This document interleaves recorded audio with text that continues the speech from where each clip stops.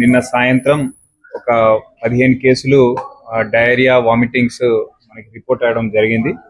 So వెంటనే మన hospital సిబ్బంది అప్రమత్తమై వాళ్ళందరికీ కూడా సింప్టమాటిక్ ట్రీట్మెంట్ ఇచ్చినారు. అయితే ఇవాళ పొద్దున్న 5:30కు ఒక పేషెంట్ కరణ్ అనే అతను ఇక్కడ మనకు అడ్మిట్ అయ్యిండు. అతను మెంటల్ ఇష్యూస్ వల్ల అడ్మిట్ అయిన పేషెంట్ మార్నింగ్ కొంచెం ఎటువంటి చలనం లేకుండా పడిపోయి ఉండడము, అక్కడ డ్యూటీ డాక్టర్ అక్కడ నర్స్ చూసి ఇమీడియట్ గా డ్యూటీ డాక్టర్ అలర్ట్ చేస్తే డ్యూటీ డాక్టర్ వచ్చి ఇమీడియట్ గా చెక్ చేసిండ్రు. చేస్తే అతని వైటల్స్ కూడా అప్పటికే ఎటువంటి స్పందన లేకపోయేసరికి అతన్ని సిపిఆర్ ద్వారా కూడా చేయడం జరిగింది. అయినా కూడా అతను రెస్పాండ్ కాలేదు. దాని తర్వాత ఇమీడియట్ గా హాస్పిటల్ కి షిఫ్ట్ చేసినాము ఉస్మానియాకి. ఈ వాజ్ అప్పటికే చనిపోయినట్లు కూడా నిర్ధారణ చేసిండ్రు.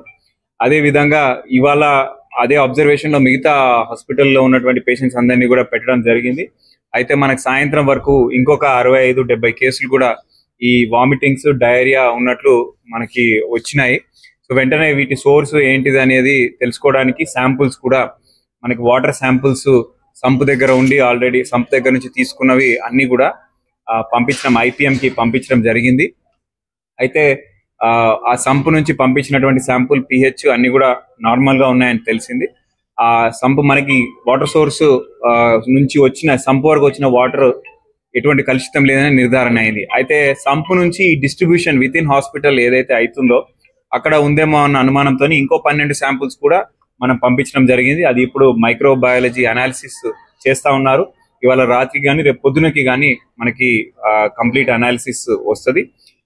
అదే విధంగా ఫుడ్ నిన్న తిన్నటువంటి ఫుడ్ మనకి ఇప్పుడు మిగలలేదు కాబట్టి వాళ్ళకి స్టూల్ అనాలిసిస్ వామిట్ అనాలిసిస్ కూడా మనం IPM కి పంపించడం జరిగింది. అది కూడా చేస్తా ఉన్నారు మన అధికారులు.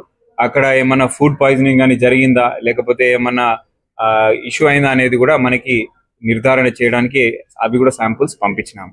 ఇన్ ద మీన్ వైల్ మనకు ఇక్కడ 70 మంది పేషెంట్స్ ఎవరైతే వారికి ఈ సిమ్టమ్స్ కనిపించినాయి వాళ్ళందరినీ కూడా అబ్జర్వేషన్ లో పెట్టడం జరిగింది. అందులో 2 పేషెంట్స్ కి కొంచెం బీపీ లో అయితే ఇమీడియట్ గా వాళ్ళని ఉస్మానియా కూడా పంపించి అక్కడ ట్రీట్మెంట్ అందిస్తా ఉన్నారు. ప్రస్తుతానికి వాళ్ళ వైటల్స్ కూడా స్టేబుల్ గా ఉన్నాయి. ఎటువంటి క్రిటికల్ గా కానీ ఎటువంటి సీరియస్నెస్ లేదనేది నిర్ధారణ అయింది. ఇక్కడ ఇదే హాస్పిటల్లో ఉన్నటువంటి మిగతా 68 మంది కూడా అబ్జర్వేషన్ లో ఉన్నాయి.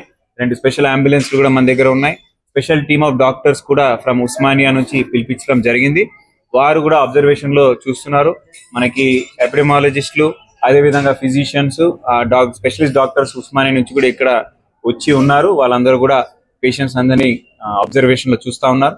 ప్రస్తుతానికి ఎటువంటి సీరియస్నెస్ క్రిటికల్ నేచర్ అనేది లేదు. Patients are stable. వాళ్ళ వైటల్స్ అన్ని కూడా స్టేబుల్ గా ఉన్నాయి. సో వాళ్ళ ప్రాణాపాయం కానీ ఎటువంటిది లేదనేది మనకు తెలుస్తా ఉంది. But we wanted to understand the source of this problem.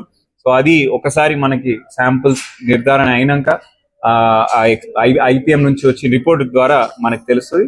ఇంతలోపు మనం ఆల్టర్నేటివ్ వాటర్ సోర్స్ కూడా అరేంజ్ చేసినాము. సో దట్ మళ్ళీ ఇంకా ఎక్కువ మందికి అయ్యే ఛాన్స్ ఉంది కాబట్టి రిపోర్ట్ నుంచి వచ్చే ముందు we are taking all measures. So alternative water source కూడా మనం అరేంజ్ చేస్తా ఉన్నాం. అందరు అధికారులు ఉన్నారు. మనకి HMWS నుంచి వచ్చిండ్రు. అదేవిధంగా all from public health from DME all doctors అందరూ అడ్మినిస్ట్రేషన్ అంతా కూడా అలర్ట్ గా ఉంది. ఎవరు ఎటువంటి హైరాణ పడాల్సిన అవసరం లేదని చెప్పి తెలియజేస్తాం. విషమంగా లేదండి ఎవరిది కూడా. ఓన్లీ 2 people బీపీ లో అయితే వాళ్ళని ఉస్మానియా పంపించినాము. ఇప్పుడు వాళ్ళది కూడా స్టేబుల్ గా ఉంది. సో ఒకటే పర్సన్ మార్నింగ్ ఇవాళ 5:30కి చనిపోయినరు.